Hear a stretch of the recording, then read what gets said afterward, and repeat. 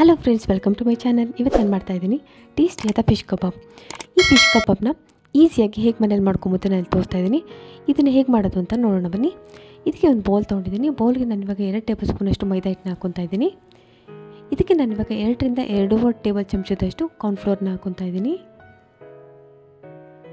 ಕಾರ್ನ್ಫ್ಲೋರ್ನ ಹಾಕ್ಕೊಂಡಿದ್ದಾದಮೇಲೆ ಇದಕ್ಕೆ ನಾನು ಇವಾಗ 2 ಟೇಬಲ್ ಚಮಚದಷ್ಟು ಕಡಲೆ ಹಿಟ್ಟನ್ನ ಹಾಕ್ಕೊತಾ ಇದ್ದೀನಿ. ಈಗ ಇದಕ್ಕೆ ನಾನು 2 ಟೇಬಲ್ ಚಮಚದಷ್ಟು ಅಕ್ಕಿ ಹಿಟ್ಟನ್ನು ಕೂಡ ಸೇರಿಸ್ಕೊತಾ ಇದ್ದೀನಿ. ಇದು ತುಂಬ ತುಂಬಿಕೊಂಡು ಹಾಕ್ಕೊಂಡಿಲ್ಲ, ಸಮ ಮಾಡ್ಕೊಂಡು 2 ಟೇಬಲ್ ಚಮಚದಷ್ಟು ಹಾಕ್ಕೊಂಡಿದ್ದೀನಿ. ಇದಕ್ಕೆ ನಾನು ಇವಾಗ 1 ಟೀ ಚಮಚದಷ್ಟು ಶುಂಠಿ ಬೆಳ್ಳುಳ್ಳಿ ಪೇಸ್ಟ್ನ ಹಾಕ್ಕೊತಾ ಇದ್ದೀನಿ. ಈಗ ನಾನು ಇದಕ್ಕೆ ಅರ್ಧ ಟೀ ಚಮಚದಷ್ಟು ಅರಿಶಿನ ಪುಡಿನ ಹಾಕ್ಕೊತಾ ಇದ್ದೀನಿ. 2 ಟೀ ಚಮಚದಷ್ಟು ಧನಿಯಾ ಪುಡಿನ ಹಾಕ್ಕೊತಾ ಇದ್ದೀನಿ. ಇದಾದಮೇಲೆ ಇದಕ್ಕೆ ನಾನು 1 ಟೀ ಚಮಚದಷ್ಟು ಖಾರದ ಪುಡಿನ ಹಾಕ್ಕೊತಾ ಇದ್ದೀನಿ.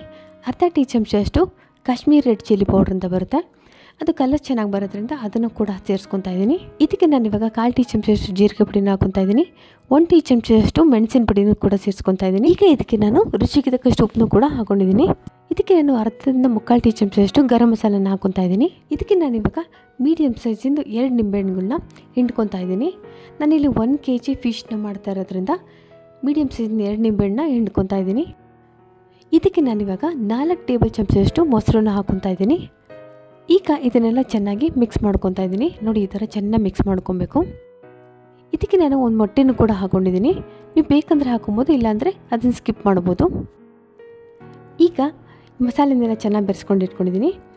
ಈಗ ಈ ಥರ ಪೇಸ್ಟ್ ಆಗಿದ್ದಾದಮೇಲೆ ನಾವು ಫಿಶ್ನ 1 kg ಅಷ್ಟು ಫಿಶ್ನ ಚೆನ್ನಾಗಿ ತೊಳ್ಕೊಂಡಿದ್ದೀನಿ. ಈಗ ಆ ಫಿಶ್ ಪೀಸ್ಗಳನ್ನೆಲ್ಲ ಈ ಮಸಾಲೆ ಜೊತೆ ಬೆರೆಸಿ ಅರ್ಧ ಗಂಟೆಗಳ ಕಾಲ ಮ್ಯಾರಿನೇಷನ್ಗೆ ಇಟ್ಬಿಡ್ತೀನಿ. ಈಗ ನೋಡಿ, ನಾವು ಫಿಶ್ ಪೀಸ್ಗಳನ್ನೆಲ್ಲ ನಾವು ಮಸಾಲೆ ರೆಡಿ ಮಾಡ್ಕೊಂಡಿದ್ವಲ್ಲ, ಮಸಾಲೆ ಪೇಸ್ಟು, ಅದ್ರ ಜೊತೆ ಚೆನ್ನಾಗಿ ಬೆರೆಸ್ಕೊಂಡು ಇಟ್ಕೊಂಡಿದ್ದೀನಿ. ನಾನು ಮೊದಲೇ ಹೇಳಿದ ಪ್ರಕಾರ ಒಂದು ಎಗ್ನೂ ಕೂಡ ನಾನು ಇದಕ್ಕೆ ಸೇರಿಸ್ಕೊಂಡಿದ್ದೀನಿ. ಈಗ ಇದನ್ನು ನಾನು ಅರ್ಧ ಗಂಟೆಗಳ ಕಾಲ ಮ್ಯಾರಿನೇಷನ್ಗೆ ಇಟ್ಬಿಡ್ತಾ ಇದ್ದೀನಿ. ಈಗ ನೋಡಿ, ಅರ್ಧ ಗಂಟೆ ಆಗಿದೆ. ಈಗ ಫಿಶ್ ಎಲ್ಲ ಚೆನ್ನಾಗಿ ಮ್ಯಾರಿನೇಟ್ ಆಗಿದೆ. ಸ್ಟವ್ ಮೇಲೆ ಒಂದು ಕಡಾಯಲ್ಲಿ ಎಣ್ಣೆನ ಕಾಯಕ್ಕೆ ಇಟ್ಕೊಂಡಿದ್ದೆ. ಈಗ ಎಣ್ಣೆ ಕಾದಿದೆ. ಈಗ ಫಿಶ್ ಮ್ಯಾರಿನೇಟ್ ಮಾಡ್ಕೊಂಡಿದ್ದಲ್ಲ, ಅದನ್ನು ಒಂದೊಂದಾಗಿ ಎಣ್ಣೆಗೆ ಹಾಕ್ಕೊಂಡು ಕರ್ಕೊತಾ ಇದ್ದೀನಿ. ಇದನ್ನು ಮೀಡಿಯಮ್ ಉರಿಲಿ ಚೆನ್ನಾಗಿ ಬೇಯಿಸ್ಕೊಬೇಕು. ಇದು ಕಲರ್ ಚೇಂಜ್ ಆಗುತ್ತೆ, ಅಲ್ಲಿವರೆಗೂ ಇದನ್ನು ಚೆನ್ನಾಗಿ ಬೇಯಿಸ್ಕೊಬೇಕು. ಈಗ ನೋಡಿ, ಇದನ್ನು ಒಂದು ಸೈಡ್ ಬೆಂದಿತ್ತು. ಈಗ ತಿರುವಾಕೊಂಡು ಇನ್ನೊಂದು ಸೈಡ್ ಬೇಯಿಸ್ಕೊತಾ ಇದ್ದೀನಿ. ಈಗ ನೋಡಿ, ಫಿಶ್ ಕಬಾಬೆಲ್ಲ ಕಲರ್ ಚೇಂಜ್ ಆಗಿದೆ. ನೋಡಿ, ಈ ಥರ ಕಲರ್ ಬಂದಾಗ ಎಣ್ಣೆಯಿಂದ ತಗೊಂಡ್ಬಿಡ್ಬೇಕು. ಈಗ ನೋಡಿ, ನಾನು 1 ಬ್ಯಾಚಷ್ಟು ಫಿಶ್ ಕಬಾಬ್ನೆಲ್ಲ ಮಾಡ್ಕೊಂಡಿದ್ದೀನಿ. ಅದನ್ನು ಎಣ್ಣೆಯಿಂದ ತಗೊಂಡಿದ್ದೀನಿ. ಈಗ ಇನ್ನೊಂದು ಬ್ಯಾಚಷ್ಟು ಫಿಶ್ ಕಬಾಬ್ನೆಲ್ಲ ಹಾಕ್ಕೊಂಡಿದ್ದೀನಿ.